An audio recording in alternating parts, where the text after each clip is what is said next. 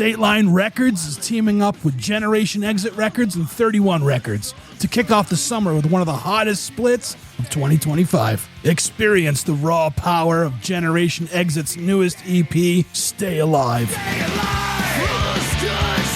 And with all the fury of Mark Lind and the Unloves, The Oncoming Storm.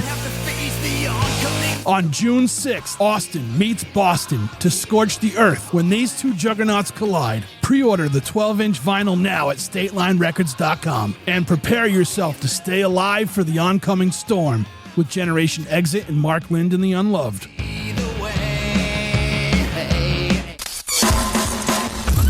You're listening to the Struggling Artist Podcast. People need to be entertained. They need the distraction.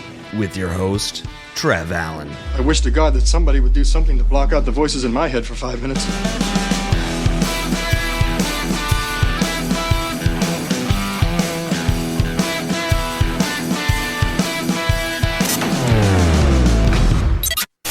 Hello, everybody. Today, our guest is Dylan Disaster of Dylan Disaster and the Revelry, punk band out of Austin, Texas.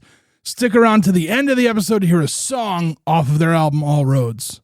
This is episode 346 of the Struggling Artist Podcast. Struggling with Dylan of Dylan Disaster and the Revelry.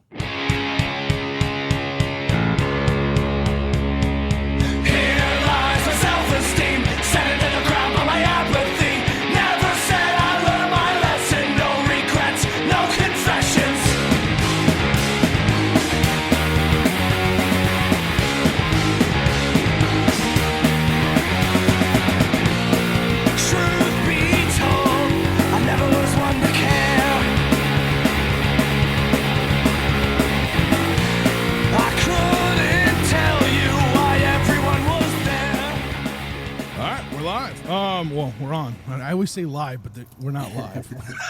I mean, you and I are live. Yeah, that's true.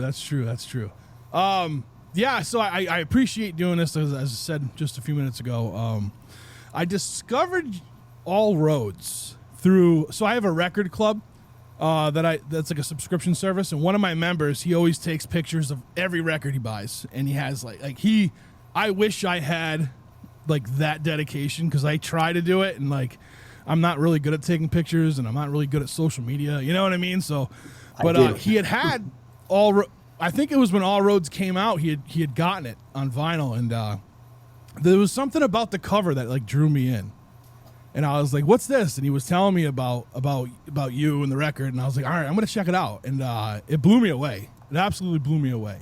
Oh, thanks, man. I appreciate that. I feel like that's the intention of an album cover too, right?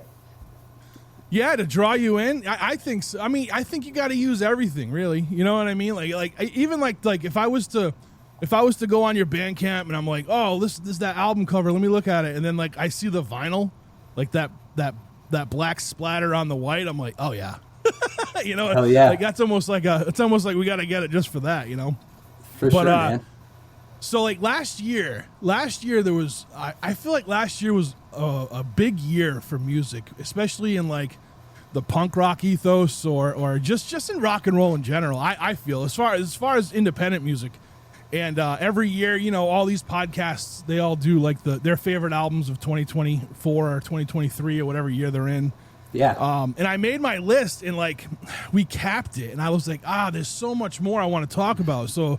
And like it was because there was so much music that came out last year, yeah. And a few slipped through the cracks, and this one did. But I was listening to my buddies Ron and Matt over at Our Brains Hurt, yeah, and they both mentioned your record, and it just triggered him. I'm like, I forgot about that, and I had it I think I got it that night. I bought it that night after I listened to him.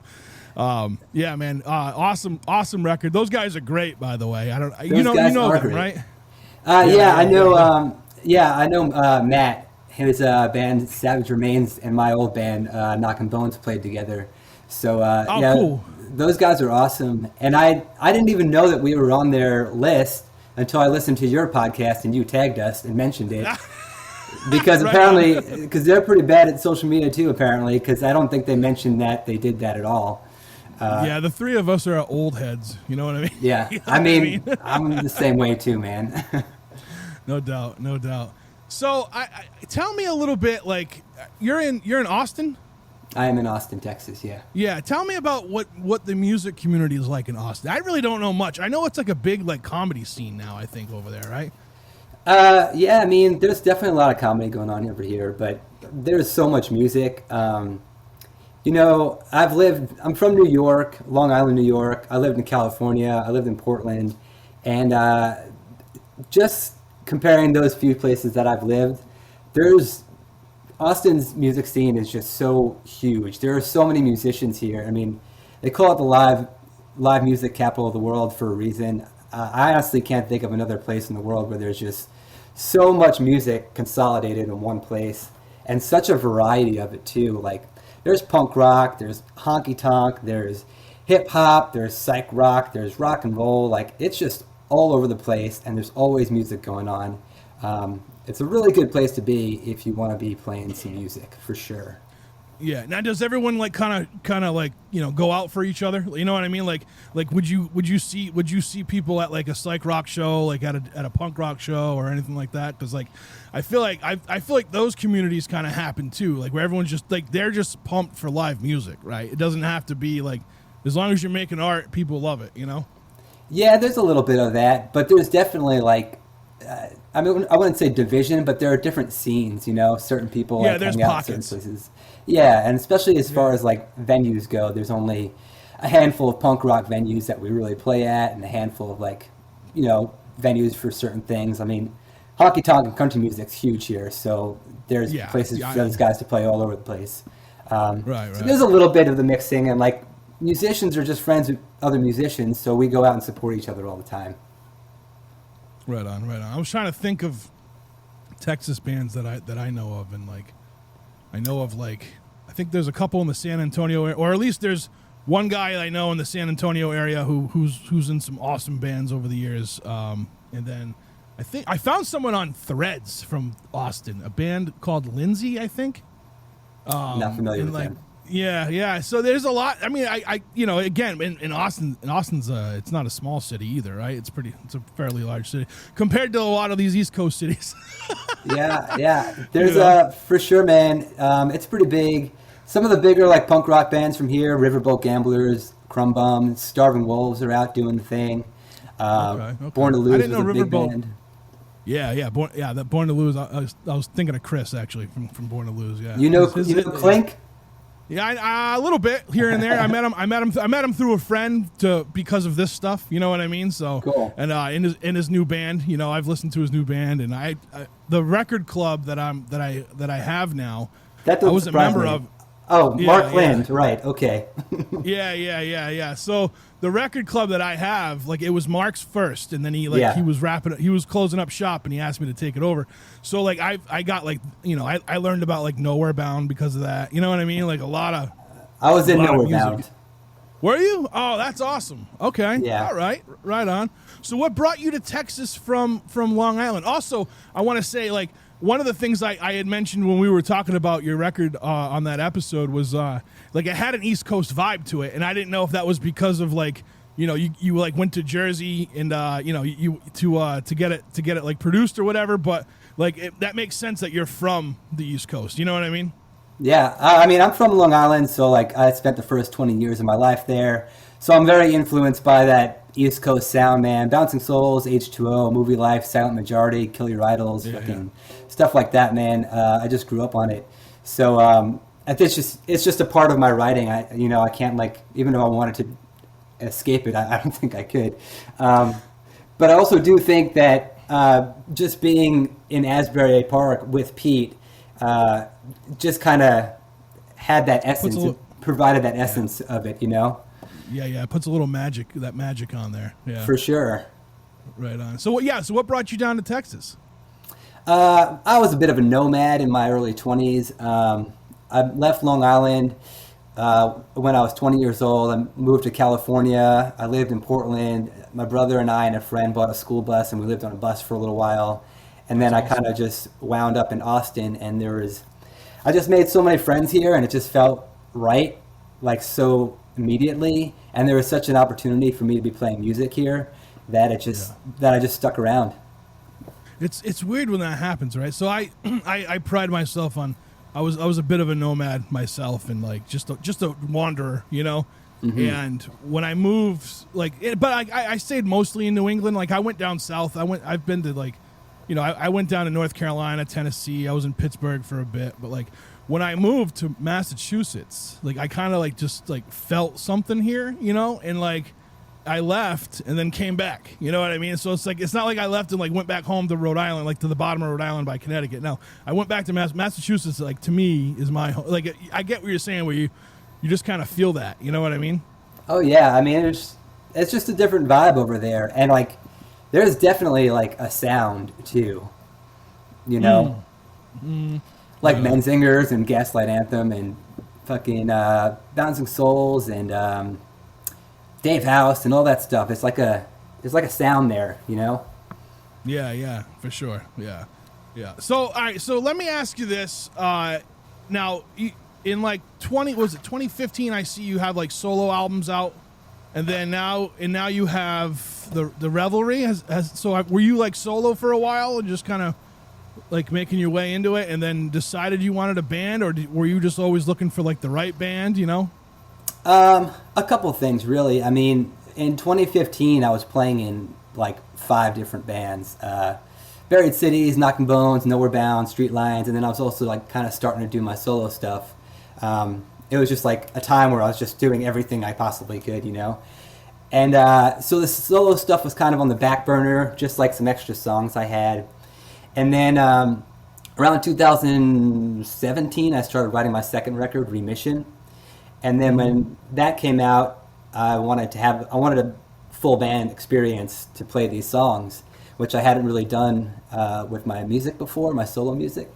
So I brought out a full band then, and we started playing solo full band stuff at the end of 2019. But come, you know, lockdown, we had to kind of a lot of things changed. Band members swapped around and stuff, and like in the interim, I was writing new songs, which eventually became All Roads. And then like finally found a lineup that I felt really good with, and we were all clicking. These are the guys that I took to Jersey to record that record with, and or for the most part. And it was actually going to be a solo record because I had written everything myself, and I was just having some guys play with me on the record. But when more like the post-production side of things, the guys in the band were kind of contributing to the way the album's going to look, and you know what our plans were as far as marketing goes and touring and stuff. So it just kind of felt right to me to include the full band on the record and just kind of start presenting us that way. So this way I can, you know, go out in the world and tour with a full band, and then like if I want to do acoustic stuff, I can still just do it by myself. Yeah, right on. Now, let me ask you this: like, when you're playing in other bands, right? You're playing in other bands, you're on these other projects, and you could be definitely, I'm sure at some point, like if you weren't like the whole time in the writing process with these other bands as well. What's the difference, like internally, from like your stuff to that? Like, is there something more to like? Is your stuff more personal, or you know what I'm saying? For sure. Yeah, my stuff is definitely more personal. It's got like, what's the word? It just, they're my babies, you know, like I take a lot of pride in the songs that are like in my solo stuff. And, I'm a lot less willing to like bend or compromise on how those things sound. And then when it comes to writing with other bands, I'm not playing in any other bands right now, but often in other bands, like I would be a rhythm guitar player and a backup vocalist, which is kind of where I like to be. And it's just, I can contribute to songs that other people are writing. And maybe I'll bring an idea to the table that I don't know what to do with. And then we finish it as a band. Whereas with my solo project, I kind of see it through myself and then bring it to my band and let them kind of add their own flavor to it. Right on. Now, was there any kind of like nervousness or anxiety to go from like backing vocals and rhythm guitar to fronting a band? Like, was it just business as usual? Yeah, a little bit. the first time I had to do that was in probably 2013, I think. I was playing in a band called Revenants, where I was, like I said, backup vocalist and like a rhythm/lead guitar player, which is where I kind of felt comfortable my whole life. And then our singer left, but we had written all these songs and we didn't want to break up, so I kind of just had to like find my way to the center of the stage. And ever since then, I kind of just been getting more comfortable and more comfortable with it, especially like after my first solo record came out, I started doing more acoustic things. So when you're doing acoustic stuff, it's just you out there, so you really got to figure it out how to get comfortable on stage by yourself without anything like, no shields really, except for your acoustic guitar, I guess. Yeah. I get you. And then like, so what about with like forming a band? Like, was it now, cause like, I don't know, like fronting a band and having people like playing your stuff now, like, was that nerve wracking at all at first? No, not really. I kind of just asked my friends to do it for a while. Like Nathan and Guido are just like, they were just buddies of mine, and I like playing music with them, so I just asked them to do it. And then like just finding my drummer and our lead guitar player now, just kind of looking around for anybody who could do the thing. And it wasn't really nerve-wracking at all. I was just looking for the right people, really. Right on. Now, is there any kind of like, I don't know. So like I write, right? And like what writing, when I write, depending on what I'm writing, I guess. So like, it does something for me. Like, you know what I mean? Like it helps me get it out, you know what I mean? And now I've written projects with other people before, and it's a little bit different for me. Now, is there like, but having like, between doing your solo stuff and then having a band with you, like, is the writing the same because it's your stuff? Or, or is it like kind of a little bit different? I don't know. I always, cause me, I'm kind of a fucking weirdo. So like if I don't know if I could put it all out there with somebody else working with me. You know what I mean? Like it's tough. Yeah. I think. Yeah, for sure. Collaboration can be a little difficult for me sometimes. I mean, like I said, it kind of depends. If I'm in somebody else's band, then it's easy to just like collaborate. But when it's like, I mean, for me it is anyway. But when it's my thing, I'm kind of particular about it, and I want things to go a certain way. But also with this band, we haven't really had the opportunity to write together or collaborate together, which is something we plan on doing within the next couple months. We're playing Punk Rock Bowling next month, and then after that, we're going to take a couple months off and just kind of start writing and work on some singles and maybe a new album. So I guess I'll have the opportunity to do it then, yeah. That's awesome. Yeah, is everybody in the same area then? Are you guys all like kind of centrally located near Austin, or? I mean, we're all in Austin, but we're kind of spread out a little bit. I mean, our practice space is 5 minutes away from me. Everybody else has to travel like 20 minutes, but whatever. No, that's not bad. Yeah, that's not bad. That's like, that's nothing. Yeah. That's cool, man.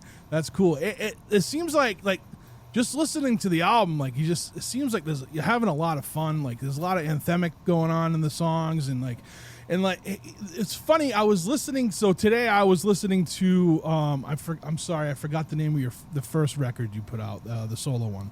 The very first one is self-titled, and then there was one called Remission. Yeah. So I was listening to the self-titled one today, and like because I'm used to hearing the band, and then I hear that, but it's not like. It sounds so like it's interchangeable almost. I don't know. There was something about your acoustic album that I was like, huh. Like it sounded really good. Like it didn't sound like it was bare bones. You know what I'm saying? And that I think that comes from the artist. I think that comes from like just the energy you're bringing. You know what I mean? Because I think sometimes people think they have to slow down a song if they're doing it acoustic. And I feel like you kept the same intensity as you do on All Roads in your solo stuff. Yeah, I mean, that first record was very experimental. Like I had a bunch of songs that I was playing acoustic by myself, and I didn't really know how to like put a full band to it. So it was super experimental. The only other person on that record, aside from like guest vocalist was my drummer. I kind of did everything myself. But the intention for me at that time was to always write songs that could be either acoustic or full band. So if I was playing with a full band, we can get loud and rowdy. And if I was playing by myself, I can just do it by myself. And that's still kind of my intention. There are some songs that don't translate super well, but like for the most part, I could play almost any one of my songs acoustic or full band. Now, is the vibe for All Roads like? Because I'm looking at the cover. Like, is the vibe for that just kind of being on the road, like kind of like we were talking about being like a wanderer, kind of nomadic kind of thing? And yeah, for sure. Yeah, I mean, the kind of concept behind the record for me was twofold. One of them being that it was like a road record, something you want to listen to while you're traveling. Which I think is something that maybe you said on your podcast when you were talking about us. Yeah.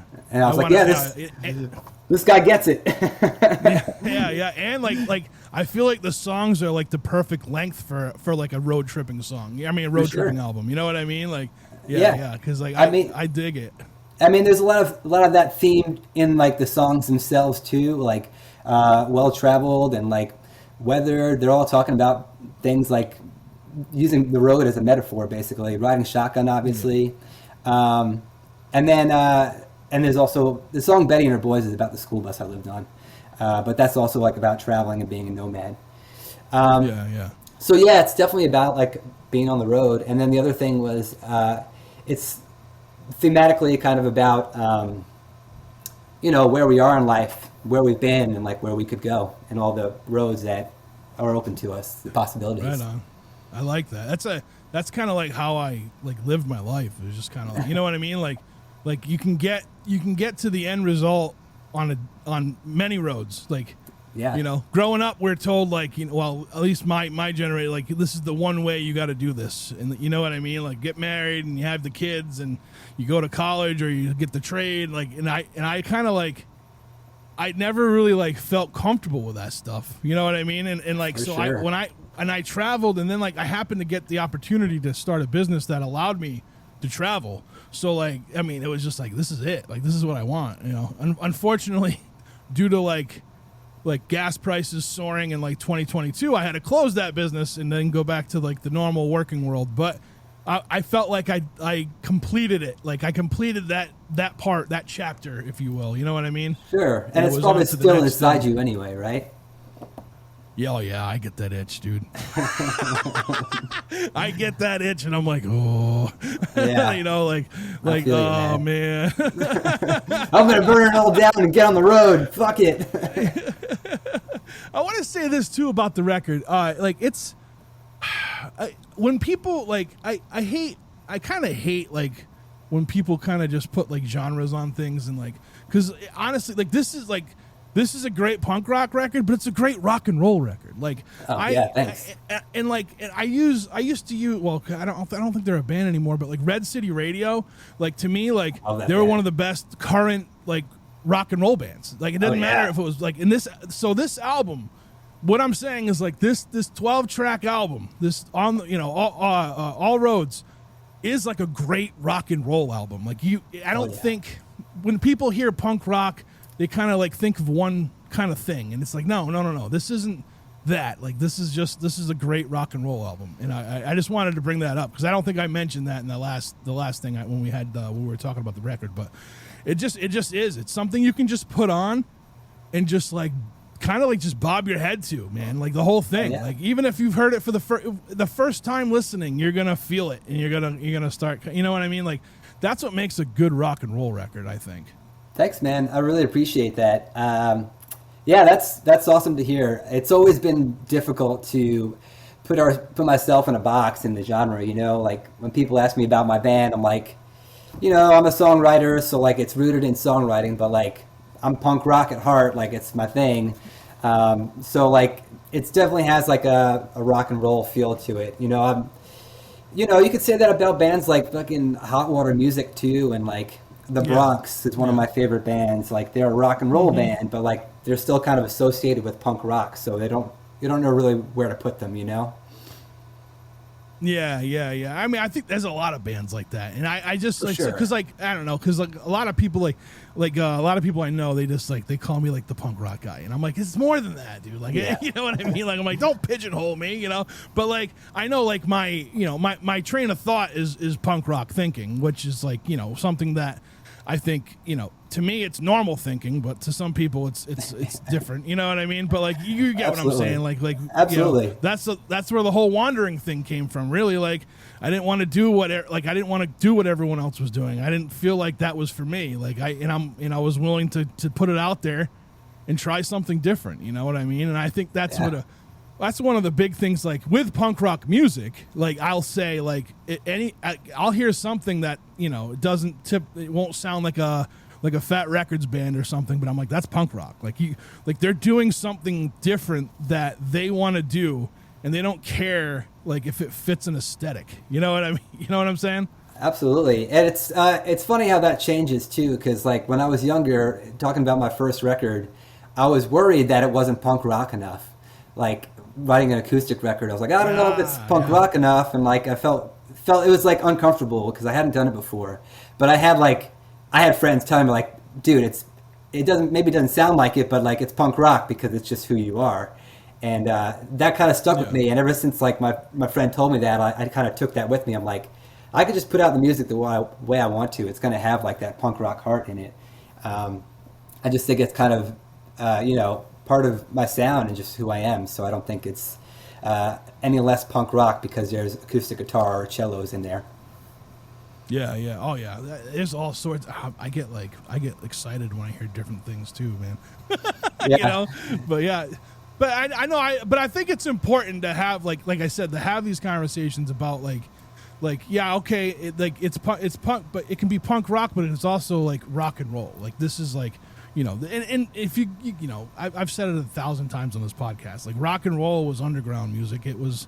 At one point, Robert Johnson would have been called punk rock because no one was doing what he was doing. You know what I mean? Like you can see this. This has been a pattern all these years. So but I also think like there was in the 90s to now, or maybe even the 80s to now, like there's also been like this like the music snobs will look down on the punk rock music. You know what I mean? But it's like I don't think they're closed-minded. I don't think they're because like there's so much good stuff out there.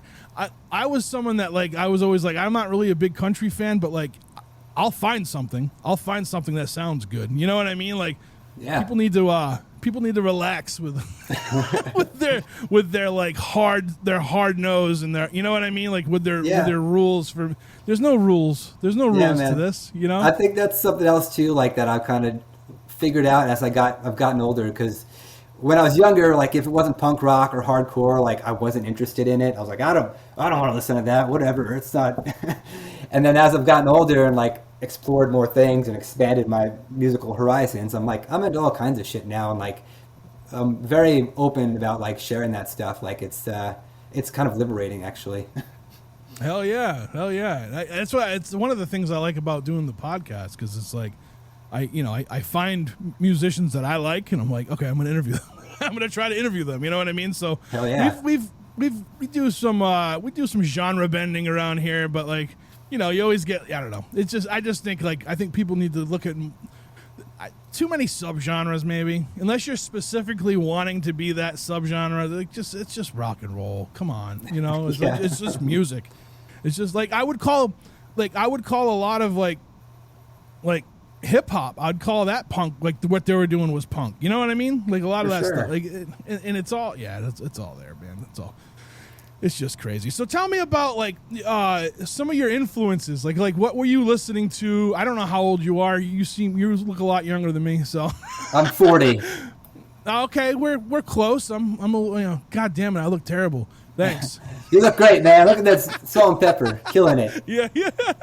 Like tell me about like all right. So you were there for, like the big eruption of like what like of punk rock and like all these different sounds that came like from the subgenres, right? But so, what were some of your like favorite bands when you were getting into music? Yeah, when I first started playing music, I was, I got into like Nirvana early on, especially as like a songwriter and guitar player. Like that was just awesome to me. I even dipped my toes into nu metal a little bit, but then when I got into punk rock, it was really about that epitaph sound, man. Like Rancid, Bouncing Souls, H2O, Bad Religion, No Effects, Melancholy, all that stuff was just, punkaramas and stuff like that was just huge for me. MXPX was a really big band for me, and then also in my high school years, AFI was hands down my favorite band. When Black Sails came out, All Hallows, and Art of Drowning, like that stuff was great. I loved earlier AFI stuff too, but that particular era was like when I was coming of age, so it made a lot of sense to me, and just like it was awesome, especially like guitar. I was very much like just a guitar player for a while, and Jade from AFI was a huge guitar influence for me. And then like vocal stuff too. Yeah. So how old were you when you decided like, well, first, how old were you when you picked up a guitar, and then how old were you decided when you were like when you decided like this is what I want to do, like this is it? I think it was probably about the same time. Yeah. But I was like 11, 12 years old. I started playing guitar, and then like, yeah, just every single day after school, I was just playing guitar until it was dinner time or my dad yelled at me. And then I'd go back until, I had to go to bed, like just all day, every day playing guitar, learning songs and learning how to play Green Day songs and AFI songs and MXPX songs and whatever, just trying to figure it out. And I even started my first band like with some friends, and none of who had instruments or maybe even a desire to start a band, but like I was like, we're starting a band, and we started writing songs before we even had instruments. So like, I was kind of all in right from the jump. That's awesome. That's awesome. You brought that enthusiasm with you to your friends. That's awesome. Yes, I did.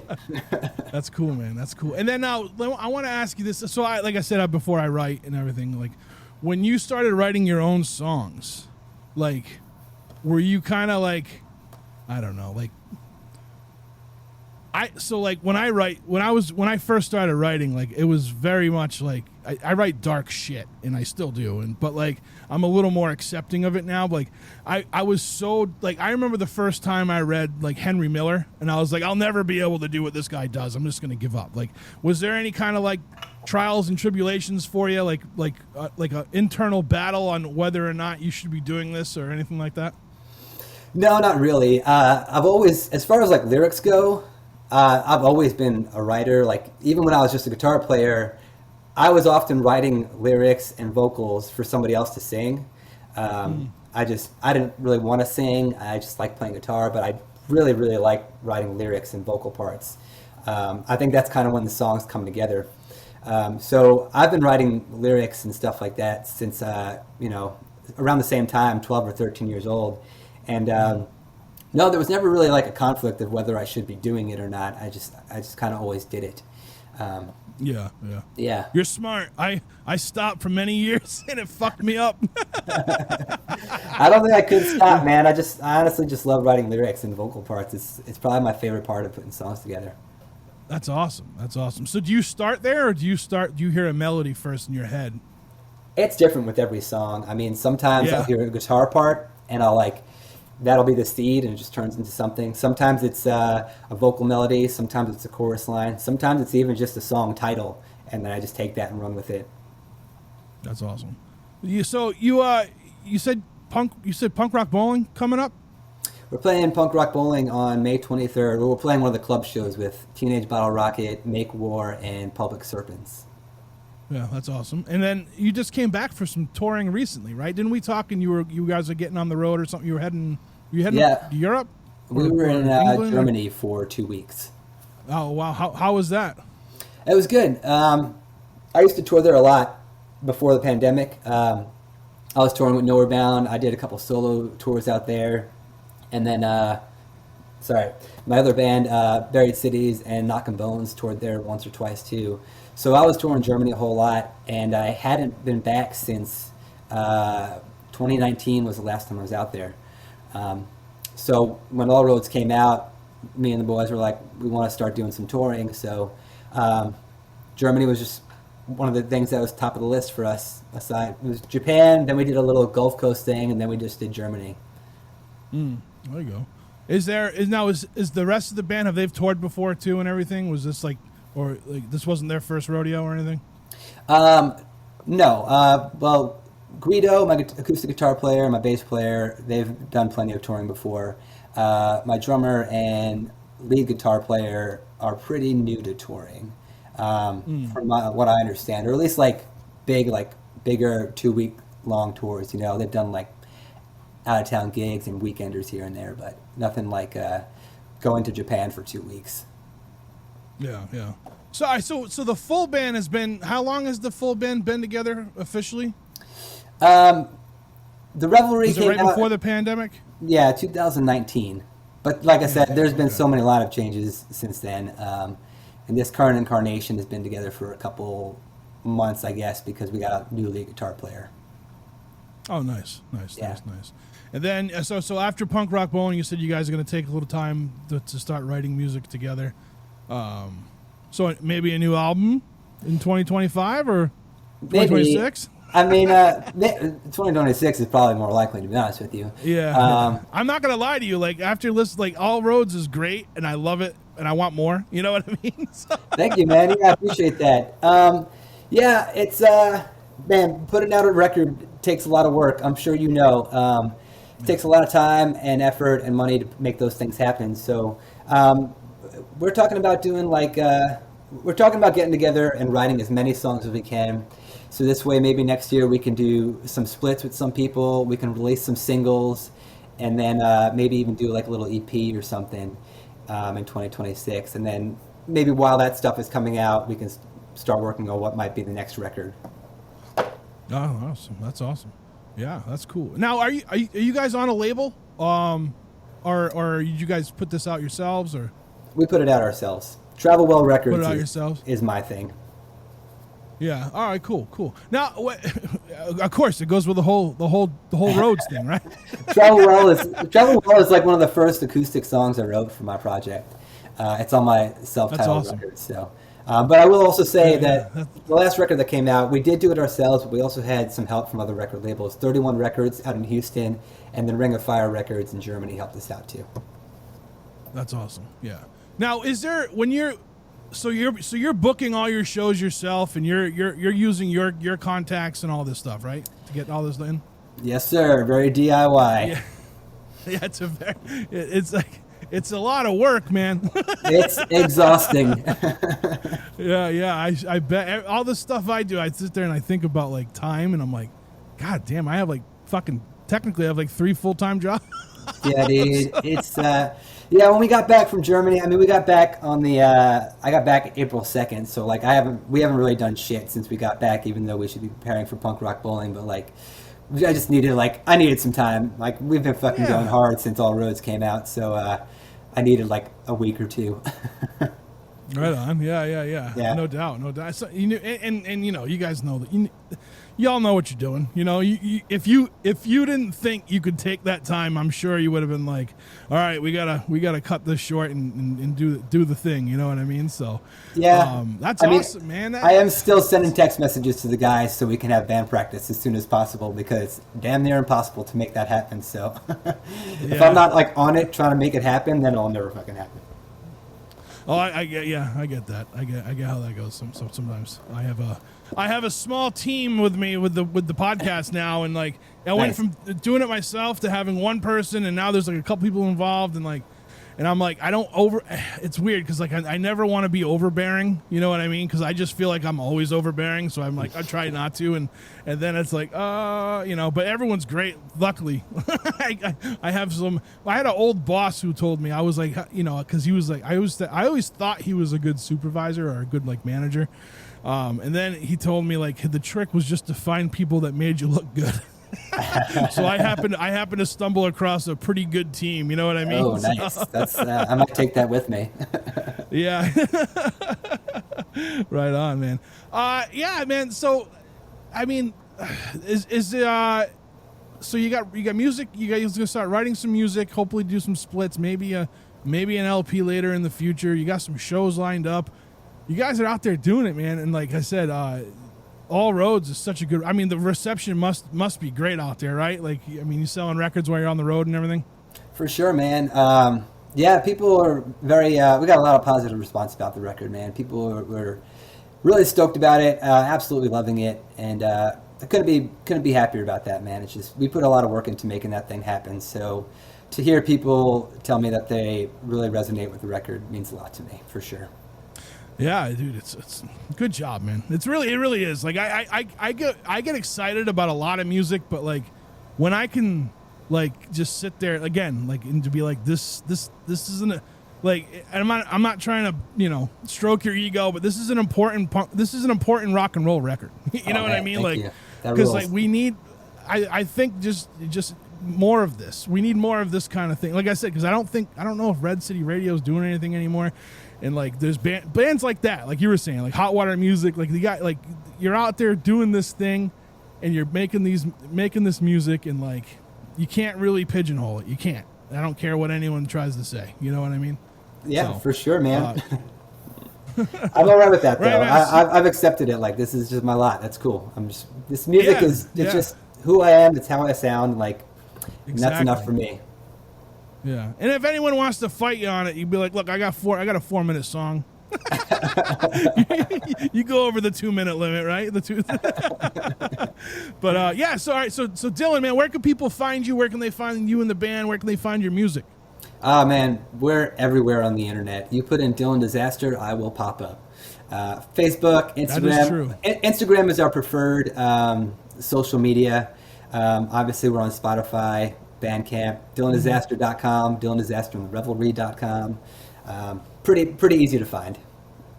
What's the best place? Where's the best place to buy the record if they can't make it to a show? DylanDisaster.com.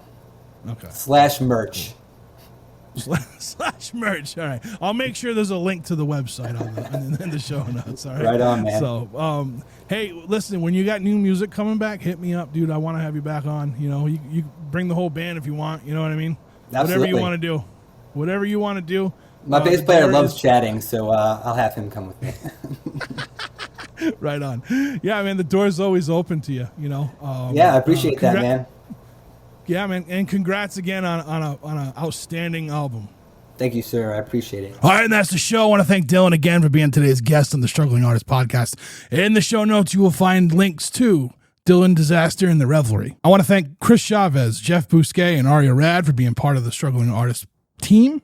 Check them out on Instagram. You can find Chris at 716 The Sound, Jeff at JRB Image, and Aria at Coffin_salesman. Thank you to Mark Lind over at State Line Records for being sponsors of the podcast. Head over to StateLineRecords.com. See what he has in stock. You can pre-order, or no, you can still pre-order his newest album, Mark Lind and the Unloved. It's a split with Generation Exit, and it is called Stay Alive / The Oncoming Storm. Thank you to the band Loser Circle for always allowing us to use their song The Great Illusion of Time off of their album Took Long Enough. You can find a link on our website to Loser Circle's Bandcamp. Go buy that damn album already. Thank you to everybody over at Patreon helping us out over there. If you want to become a patron, see what we have going on over there. I've been doing some revamping real quick. I've been doing some revamping on the Patreon. I'm going to do more. I want to do more. We just started we have like the podcasts. We just came back with our Patreon exclusive shows over there. Struggling Artist Radios over there, but I want to do more. I'm open for suggestions. So why don't you join the Patreon and offer some suggestions on what else we can have over there. I'm going to make it more of just like an art thing. I'm going to post some writing there, I think, and just kind of a launch, like a landing pad for things, not launching. I don't want people to run away. I want people to land there. So head over to patreon.com/podcast TSA. I want to thank everybody who listens to the show, who reaches out to us via email at trevthestrugglingartistpodcast.com or through text or a voicemail, 774-570-1552. I almost forgot our own phone number. 774-570-1552 is the Struggling Artist hotline.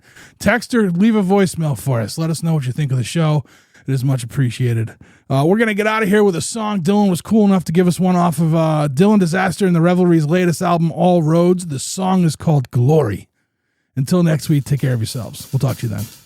Check.